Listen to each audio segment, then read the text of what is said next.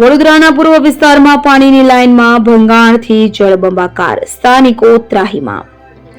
વડોદરા શહેરના પૂર્વ વિસ્તારમાં ખોડિયાર નગર 4 રસ્તા પાસે રોડની વચ્ચોવચ્ચ પીવાના પાણીની લાઇનમાં ભંગાણ સર્જાયું હતું કે જેના કારણે આજુબાજુના વિસ્તારમાં જળબંબાકારના દ્રશ્યો જોવા મળ્યા હતા। પાણીની લાઇનમાં ભંગાણને કારણે પીવાનું હજારો લીટર ચોખ્ખું પાણી ગટરમાં નકામું વહી ગયું હતું। વડોદરા મહાનગરપાલિકા દ્વારા લાઇન લીકેજના રિપેરિંગમાં કામગીરી બરાબર નહીં કરવામાં આવતા તેમજ રોડ પર વાહનોના સતત આવન જાવનને કારણે અને તેના પ્રેશરથી લાઇન ક્રેક થઈને લીકેજ સર્જાય છે।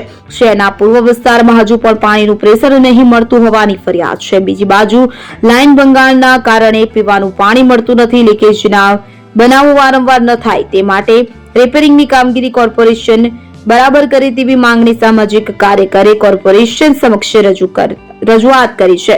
વડોદરા શહેરના પૂર્વ વિસ્તારમાં આજુબાજુના વિસ્તારોમાં જળબંબાકાર જેવી સ્થિતિ સર્જાઈ છે। પાણીની લાઇનમાં ભંગાણને કારણે પીવાનું હજારો લીટર ચોખ્ખું પાણી ગટરમાં નકામું વહી ગયું હતું। પાણીના આવા વેડફાટ સામે સ્થાનિકોમાં ભારે હાલાકી ભોગવવાનો વારો આવ્યો છે। સ્થાનિકો દ્વારા રજૂઆતો કરવામાં આવી રહી છે કે હજારો લીટર પાણી માટે લોકો વલખા મારી રહ્યા છે, છતાં પાણી મળતું નથી। જો કે આટલો પાણીનો બગાડ થઈ રહ્યો છે પણ તંત્રની આંખ આડે કાન હોય તેમ વર્તી રહી છે।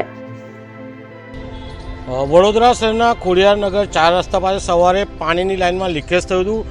બહુ મોટું ભંગાણ હતું અને એટલું બધું પાણી નીકળ્યું કે બંને બાજુ તળાવ ભરાઈ ગયા, સાથે તમામ પીવાનું પાણી છે ગટરમાં વહી ગયું। જોવા જઈએ તો જે રીતના વડોદરા મહાનગર સેવા સદનના સત્તાધીશો અને અધિકારીઓ પોતાના અંગત કોન્ટ્રાક્ટરોને કોન્ટ્રાક્ટ આપે છે, જેના કારણે વ્યવસ્થિત કામગીરી થતી નથી।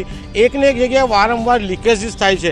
એટલે વડોદરા શહેરની જનતા જે વેરો ભરે છે વેરાનું વળતર નથી મળતું, પરંતુ વારંવાર લીકેજ થાય, વારંવાર રિપેરિંગ કરવું એટલે કોન્ટ્રાક્ટર કમાણી કરે, બીજી બાજુ અધિકારી કમાણી કરે, સત્તામાં બેઠેલા સત્તાધીશો કમાણી કરતા છે। હવે પીવાનું પાણી વહી ગયું છે। એક બાજુ સ્માર્ટ સિટીની વાતો થઈ રહી છે અને બીજી બાજુ આખું વડોદરા શહેર ખોદી નાખ્યું છે। હવે અહીંયા પણ ખોદી નાખશે એટલે વડોદરા શહેરમાં સંકલનનો અભાવ છે, જેના કારણે પીવાના પાણીની લાઇન, ડ્રેનેજ લાઇનમાં વારંવાર ભંગાણ થાય છે।